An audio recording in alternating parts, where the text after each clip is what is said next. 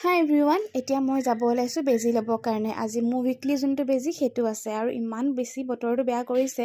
বেজি লৈ আহোঁতে বৰষুণ পালোঁৱেই, ইমানেই বতৰটো বেয়া কৰি আহিছিলে আৰু এতিয়া পটাপট বোলো যাওঁহে ঘৰলৈ। আৰু এতিয়া একেবাৰে মই আপোনালোকক লগ পাইছোঁ চেহেৰি টাইমত।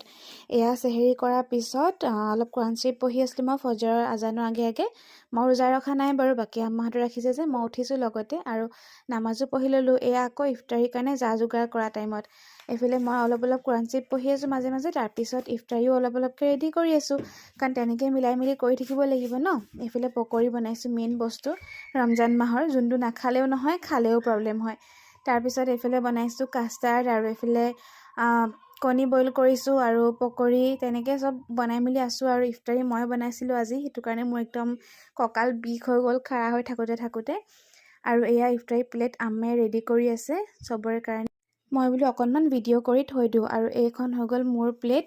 আৰু তাৰপিছত যে মই একো ভিডিঅ' নকৰিলোঁ, একেবাৰে ইচ্ছা পঢ়ি এতিয়া অকণমান তচবি লৈছোঁ, তেতিয়াহে ভিডিঅ' কৰিছোঁ। আৰু আজি মিনি ব্লগত মই ইমানেই দেখাব পাৰিলোঁ দেই গাইজ, কাৰণ মোৰ বহুত বেছি ভাগৰ লাগি গ'লগৈ। দোৱা কৰিব আপোনালোকে, ময়ো সকলোৰে কাৰণে দোৱা কৰিম। লগ পাম কাইলৈ আকৌ, বাই।